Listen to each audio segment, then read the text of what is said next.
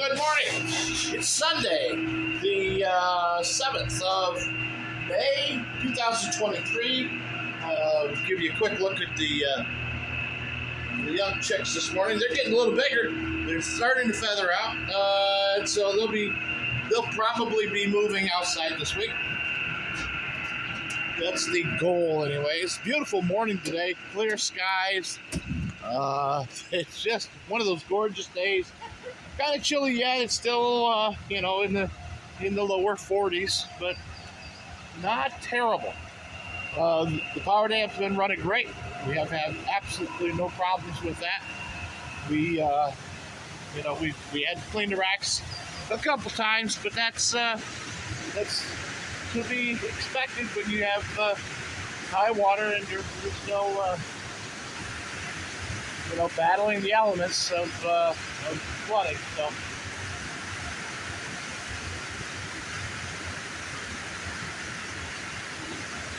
I'm gonna stroll up here because we've got a rock that looks a little funny.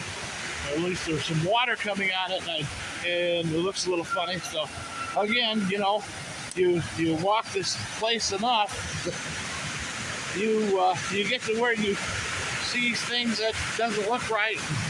You just want to check them out, and it's no big deal.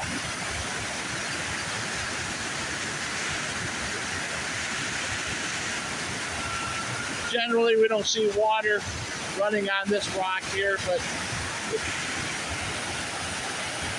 maybe a rock moved inside on the water or whatever in the river and changed direction. Then that's quite all right. I just wanted to make sure we weren't running water out of the penstock.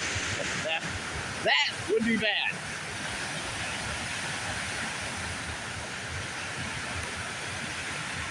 We're working on getting the coop ready for the young chicks yet.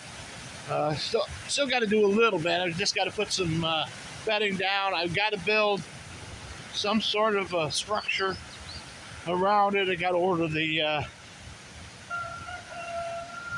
order some more fencing this week. Not netting, but fencing, because I can put them inside a fence. I don't want them to mingle with the other chickens yet. Keep them segregated, I guess you would say. But we don't want them together yet until they get a little older.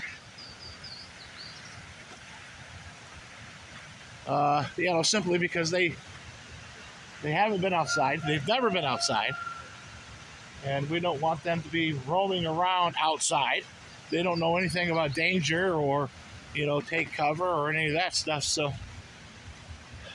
we'll let them get a little bigger in a protected environment.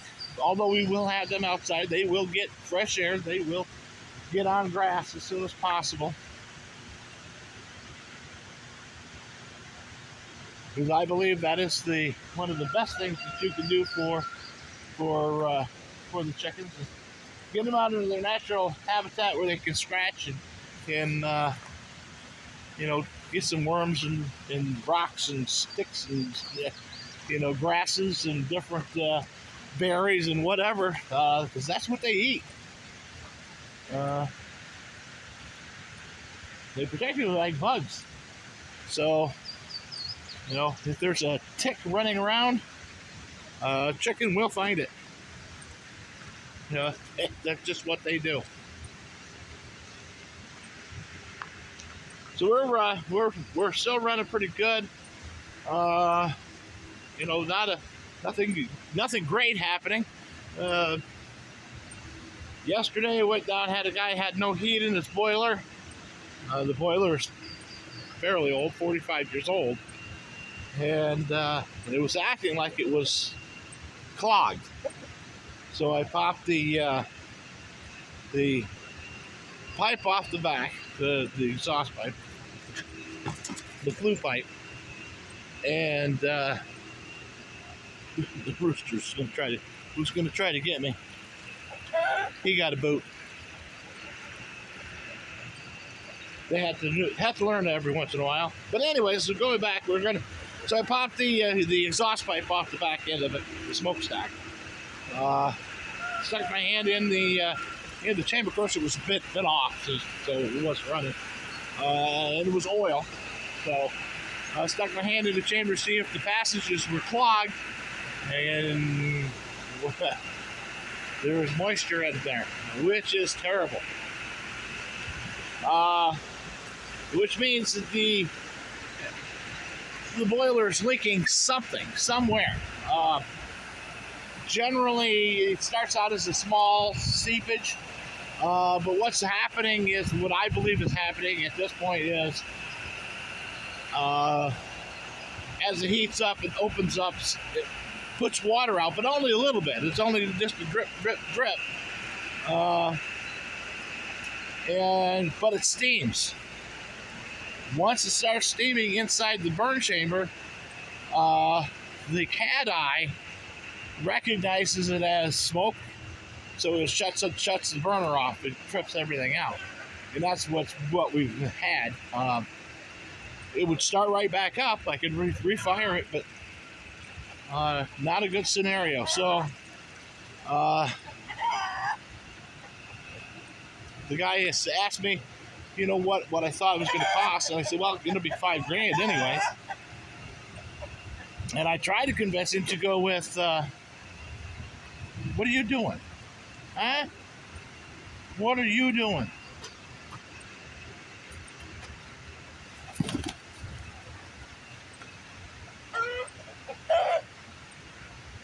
It's doing it again. So I tried to, anyways, I tried to convince him to go with gas. He wasn't hearing nothing about it. He was like, no, I like oil because. I explained to him the efficiencies of oil. Oil furnace at best is 85% at best. Realistically, if they're 75 or lower, which means for every dollar that you spend, 75 cents, or you get 75 cents of the heating, 25 cents of it goes out of the chimney. So I tried to explain to him that the gas is cleaner, is easier to maintain. He would be much happier with the higher efficiencies, and but he wasn't hearing nothing of it.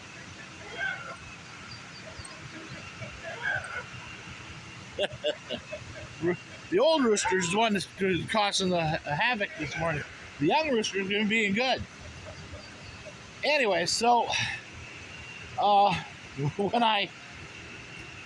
once I kind of gave him an idea of the price, he said, well, my son-in-law does them, blah blah blah, which is fine. I said, great, have him come and put it in. I've got 3 furnaces to put in this month anyways. I don't need any more. 2 hours later, called me back and said, no, you go ahead and do it. You work on the thing. You're here. Son-in-law's way down by New York City. He said, we'll just have you do it.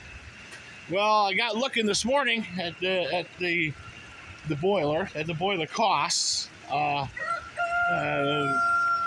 Boilers are expensive. Woohoo! And they've gone up.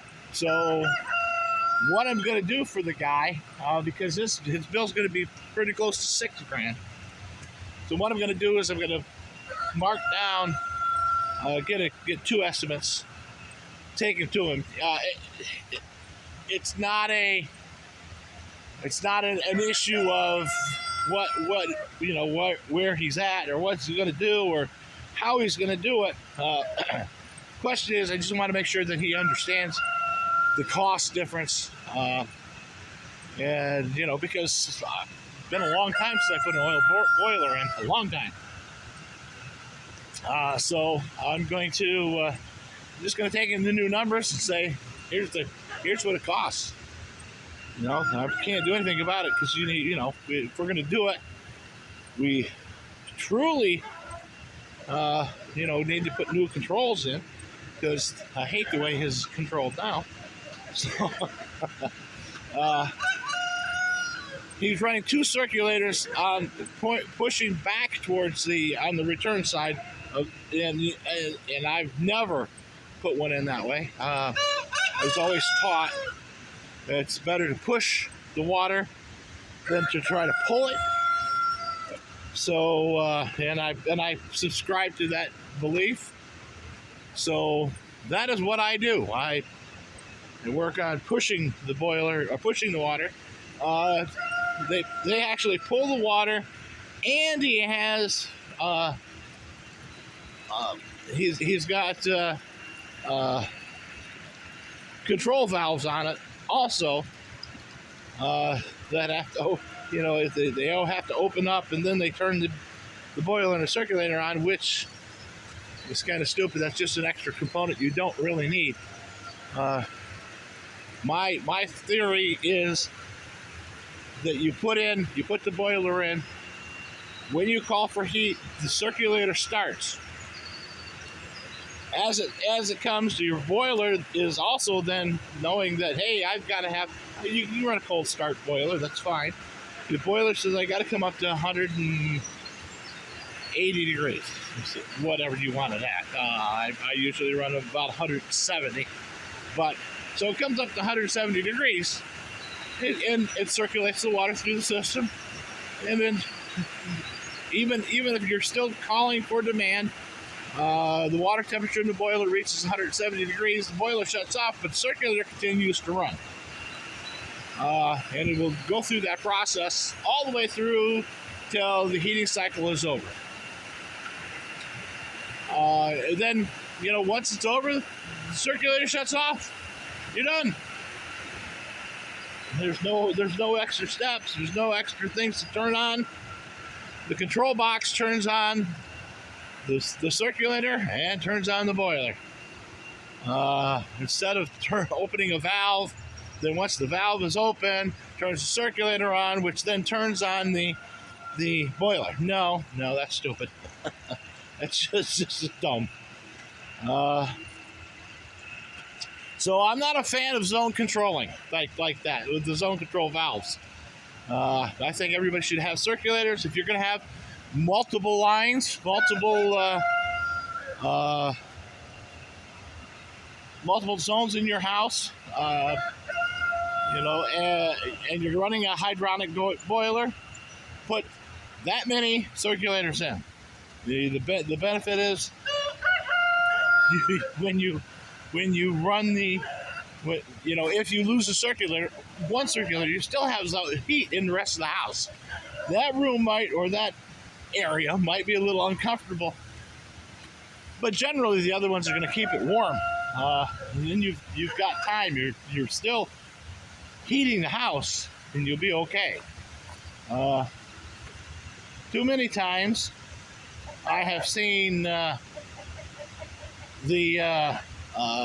people put in one circulator and then zone control it, and the zone controls may work, but then the